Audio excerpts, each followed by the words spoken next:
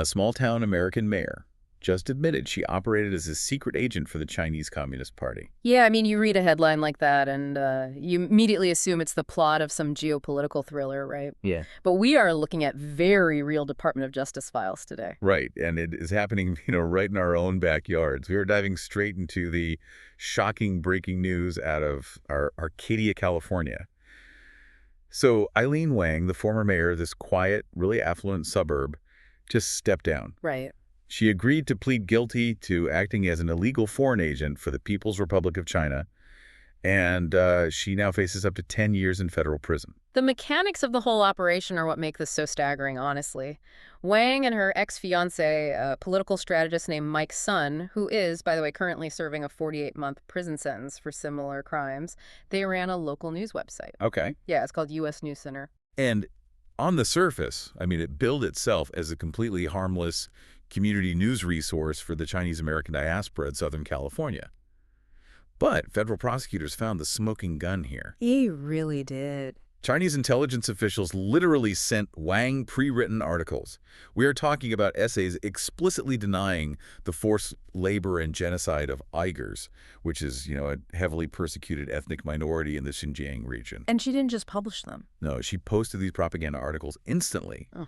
And then she took a screenshot showing the article had exactly 15,128 views and sent it straight back to her foreign handler. And her response to the official was literally, "Thank you, leader." Oh, wow. It's chilling. It really is. And as we unpack this DOJ case and a major declassified national intelligence report today, I want to be super clear with you, the listener, right up front. We are dealing with highly sensitive national security files here. So we aren't here to play politics or take sides. We are looking strictly at the evidence of how foreign intelligence operates on American soil, exactly as it is laid out in these original sources. Right, and that evidence reveals a massive shift in how espionage actually works in the modern era. The intelligence community has identified this specific doctrine the Chinese Communist Party uses, which they call using the local to surround the central. Using the local to surround the central. Exactly. But why? I mean, if you were a global superpower sitting in Beijing, why do you dedicate time and money to a city council seat in a California suburb? Well, because Washington, D.C. is a fortress. Okay, right. If you send a foreign operative to sway a U.S. senator or the president, I mean, they have to get past counterintelligence agents, mandatory security briefings, constant national media scrutiny. It is incredibly expensive and highly, highly risky. That makes sense. So the PRC realized it is much easier and, much cheaper to target local leaders very early in their careers. Okay, wait, I'm thinking about this from a sports perspective. Are they basically treating American politics like a baseball farm system? Oh, that's an interesting way to put it. Like, you scout the minor leagues, you build loyalty when the player's making peanuts, so you effectively own them when they hit the majors. That is an excellent way to look at it, actually. You find a rising star on a city council, you fund their community projects, you boost their profile. Right. And 10 years later, when they are a governor or a senator, they owe you. And they take this scouting process very seriously. According to the intelligence reports, a Chinese think tank literally analyzed and ranked all 50 U.S. governors. Oh, wait, they have a spreadsheet of our governors. A very detailed one. They graded them by age, political affiliations, and most importantly, their attitudes toward China. Wow. Yeah, ranking them as friendly, hardline, or ambiguous. Okay, but even so, are local leaders really that blind to international espionage? You would think a mayor or a state senator would spot a spy at, I don't know, a local ribbon-cutting ceremony? Well, think about the information gap here. If you are a federal politician, the FBI gives you regular classified national security briefings. Right, you get the heads up. Exactly. You know who might approach you and what tactics they will use. But if you are a city council member... Yeah, your focus is entirely on zoning laws, school budgets, filling potholes. Exactly. Nobody is briefing you on foreign counterintelligence. You simply don't have the radar for it. So how does a foreign government actually make contact with a small-town mayor without setting off alarm bells? They use front groups. The main player in these files is the United Front Work Department, or the UFWD. UFWD, okay. Their whole purpose is to coordinate global influence operations by masking political goals behind seemingly harmless local outreach. Oh, I see. So they approach a local leader through a cultural association, a friendship group, or a local business coalition. The ties to the Chinese government are deliberately scrubbed. Got it. So the local official thinks they're just shaking hands with the community leader. But how do they go from a friendly handshake to actually getting a mayor to do their bidding? The DOJ files point heavily to money, right? Oh, absolutely. Economics is the primary lever. Local politicians are judged by their ability to bring jobs and revenue to their towns. Obviously. The PRC knows this, so they offer win-win investments. They might offer to build a factory, fund a local infrastructure project, or provide fully paid trips to China for local officials to study economic development. Man, I can see how intoxicating that would be. Yeah. You are a local mayor, usually dealing with angry residents at a Tuesday night council meeting complaining about parking. Right, right. And suddenly you are flown first class to Beijing and treated like a head of state. It's an ego trip wrapped in the promise of cash. It really is. But there is no such thing as free money. They reward compliance, and they brutally punish dissent. They use these investments as a hook. What do you mean? Well, the intelligence report cites an instance where a U.S. governor was planning to visit Taiwan. A PRC consulate sent a letter explicitly threatening to cancel a major Chinese investment in that governor's state if the trip took place. Wow. So basically, do what we say on foreign policy, or your constituents lose their jobs. Exactly. And this extortion operates through structures that look completely innocent. Consider the concept of sister cities. Oh, sister cities. You drive into almost any American town, and there is a sign that says Proud Sister City of somewhere in Europe or Asia. It sounds like a harmless middle school pen pal program. It does sound harmless, which is why it is the perfect cover. China claims to have 50 pairs of sister provinces and 231 sister cities with the United States. 231, that's a lot. Yeah, and on the Chinese side, these packs are not managed by local mayors. They are centrally managed by an organization called the CPAFFC. CPAFFC, the Chinese People's Association for Friendship with Foreign Countries, right? Yes. That sounds like a fake charity. Well, the U.S. State Department explicitly warns that it is a Beijing-based organization tasked with co-opting subnational governments. Wow. They literally weaponize these sister city agreements to enforce Beijing's political will on American soil. We have seen cases where the PRC uses a sister city agreement to completely ban U.S. city officials from flying the Taiwanese flag or from sending any delegations to Taiwan. Wait, how does that actually happen, though? How does a foreign government force a town council in California not to fly a flag? It happened in Irvine, California. Really? Yeah, the Chinese officials leveraged their sister city relationship to demand the city council remove the Taiwanese flag and stop playing the Taiwanese national anthem to align with China's One China policy. But how do they enforce that? The pressure often comes through local business leaders who have commercial ties to China. The Chinese officials tell those business leaders to go pressure the city council. Oh, I see the mechanism now. The foreign government doesn't even have to yell at the mayor. They squeeze the local factory owner. Yeah. And the factory owner goes to the city council meeting and says, look, if you fly that flag, my business in Shanghai gets crushed, and I'll have to lay off 50 local workers. That is the exact tactic. There is a quote in the files where a Chinese official told U.S. business leaders they cannot make a fortune in silence. They cannot make a fortune in silence. Meaning, if you want to keep making money in our market, you have to do our political bidding in your hometowns. Okay, the mechanics of this are wild. They squeeze the local economy to control the local politics. So, looking back at the Arcadia case, Eileen Wang is living the American dream as a mayor. I'm stuck on why she agreed to this.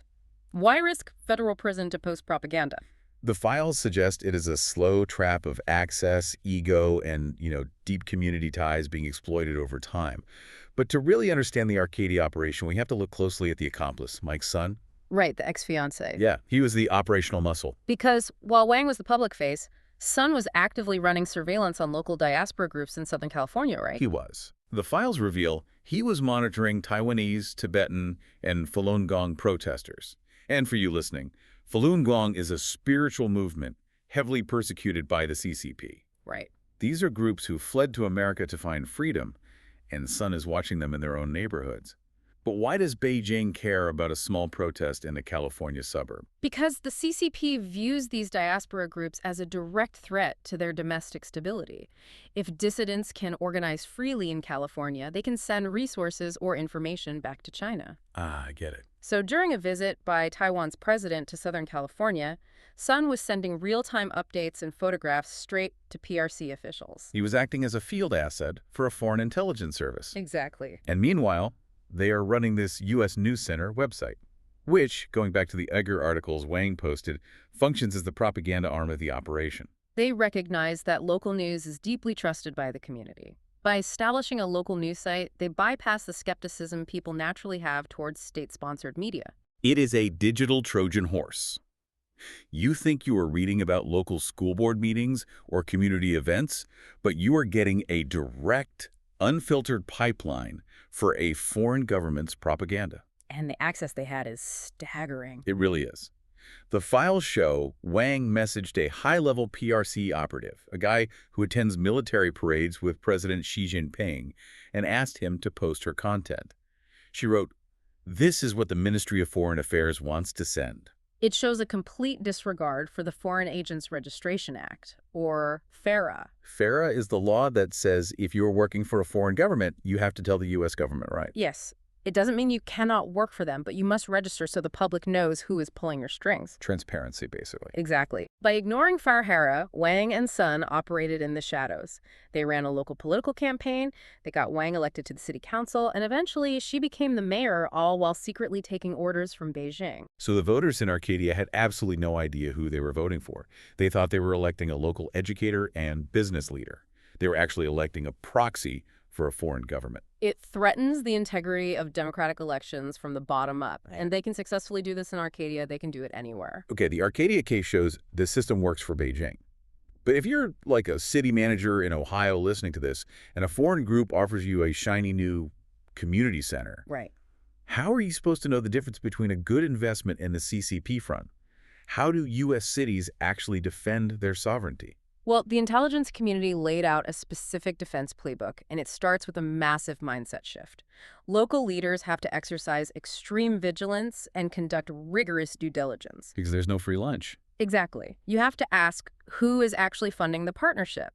Does a foreign government have ultimate authority over the entity making the offer? And candidates must rigorously vet their campaign donations to ensure they aren't receiving money funneled through foreign proxies. It feels like we are asking local mayors to suddenly act like intelligence analysts. We are, but they do not have to do it alone. The playbook emphasizes maintaining constant communication with federal authorities. City managers need to build relationships with their local FBI field offices and regional intelligence fusion centers. Wait, regional intelligence fusion centers? That sounds like something out of a Bourne movie. It does sound intense. What actually is that for a local mayor? They are basically state-owned hubs where local law enforcement, state officials, and federal intelligence agencies share information. Oh, okay. If a local mayor gets a suspicious investment offer, they can call their fusion center and say, "Hey, this foreign business association wants to fund our port expansion. Do you guys have any red flags on them?" It provides local officials with the intelligence radar they usually lack. So there's a hotline they can call. That's good. And what about the actual agreements they sign with these groups? Total transparency is required. Any memorandum of understanding, any sister city contract must be entirely public and subject to public debate. Right, no secret deals. Exactly. Cities must never sign agreements that prohibit their interactions with other groups, like the ban on the Taiwanese flag in Irvine. You cannot allow a foreign government to dictate the constitutional rights of your citizens. Absolutely. So what does this all mean for you, the listener? Most of us aren't negotiating international trade deals for our hometowns. How do everyday citizens protect their communities? Critical thinking is your ultimate defense. This intelligence report is a warning for the electorate. Citizens must demand transparency in local government contracts. Yeah. When your city announces a new foreign investment, go to the city council meeting and ask who is paying for it and what the conditions are. And we have to look closely at where we get our local information. I mean, the U.S. News Center in Arcadia worked because people trusted it as a community source. Right. If your local news constantly aligns with a specific foreign government's talking points, you have to question who is funding the writers. It puts the responsibility back on all of us to be active participants in our local democracy. We cannot just look away. Let's bring this all together. We unpack the chilling reality of Arcadia's mayor admitting she acted as an unregistered foreign agent for China. We explored the strategy of using the local to surround the central, bypassing the heavy security of Washington, D.C., by targeting local officials early in their careers through a farm system approach. We broke down how they weaponize economic ties and sister city programs into tools for political coercion. And we saw the ground game in action, how operatives conduct physical surveillance on American soil, monitoring diaspora groups while running covert propaganda websites to manipulate local voters. The ultimate takeaway for you, the listener, is that local politics is no longer just about fixing potholes and managing the school budget. No, it's not. The city council is the new front line of national security. Which brings me to a final thought I want to leave you with. We only know about Arcadia because the FBI caught them. Right. We saw the text messages. But think about the incredible amount of time, money, and risk a foreign intelligence apparatus invested just to control a single, rotating mayoral seat in one California suburb. It is a staggering allocation of resources for a local target. Right. So if they are willing to go to these lengths for Arcadia, Yeah. how many other small towns across America might already have an undisclosed foreign agent sitting quietly on their school board right now? It's not like a burglar breaking a window where the alarm goes off. Exactly. It is like termites. The house looks perfectly fine from the outside. Maybe even better because someone painted it for free. But the foundation is quietly being hollowed out. Keep your eyes open. See you on the next Deep Dive.